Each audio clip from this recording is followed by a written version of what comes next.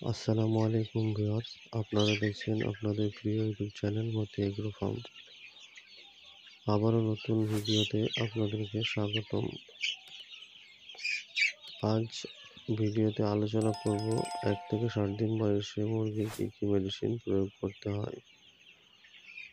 তো ভিডিওটি শুরু করার আগে আপনাদের কাছে একটি অনুরোধ, আমার ভিডিও দেখে আপনাদের উপকার হলে আমার চ্যানেলটি সাবস্ক্রাইব করবেন এবং পাশে থাকা বেল আইকনটি দাবিয়ে দেবেন, যাতে করে ভিডিও আপলোড করার সঙ্গে সঙ্গে আপনাদের মোবাইল ও কম্পিউটারে নোটিফিকেশন চলে যায়।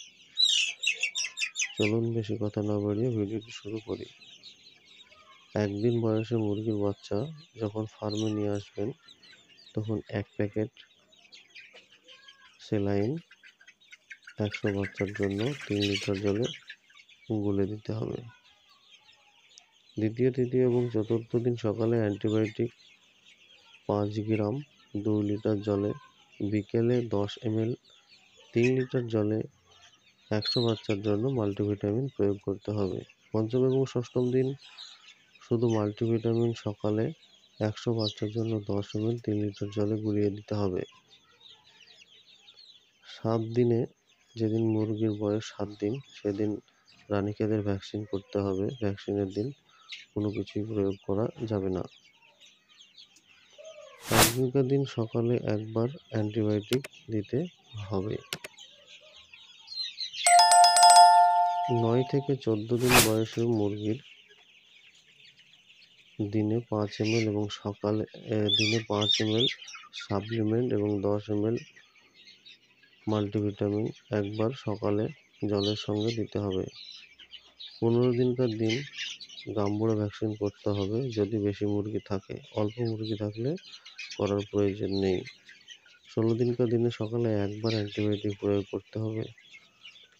17 থেকে 21 দিন বয়সে মুরগিকে সাপ্লিমেন্ট 10 ml সকালে সঙ্গে লিভার টনিক 10 ml প্রয়োগ করতে হবে। 22 দিনে আবার রানীক্ষেতের ভ্যাকসিন করতে হবে একবার এবং 23 দিনকার দিনে আবারও অ্যান্টিবায়োটিক সকালে প্রয়োগ করতে হবে। 24 থেকে 60 দিন পর্যন্ত 1 ও 2 দিন ছেড়ে ছেড়ে মাল্টিভিটামিন 5 ml এবং supplement 10 ml, liver tonic 10 ml দিতে হবে। যদি ঠান্ডা লাগা বা কোনো সমস্যা হয়, তাহলে মুরগিকে ঠান্ডা লাগার মেডিসিন ব্যবহার করতে হবে। যে কোনো মেডিসিন ঠান্ডা লাগার ব্যবহার করতে পারেন, টেট্রাসাইক্লিন, লিক্সিন বা নিওডক্স এই ধরনের। 30 দিন বয়সে বাচ্চাদের অবশ্যই কক্সিডিসির প্রবলেম হয়, মানে রক্ত আমাশয়। তো অবশ্যই রক্ত আমাশয়ের ওষুধটি ব্যবহার করবেন এবং রক্ত আমাশয়ের কোর্সটি করে রাখবেন।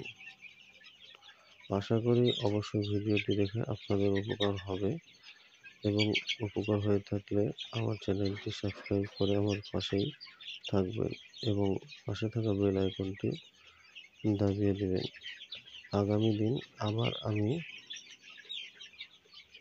রক্ত আমাশয়ের একটি ভিডিও আপলোড করব, কী মেডিসিন প্রয়োগ করলে রক্ত আমাশয় ভালো হয়। ধন্যবাদ।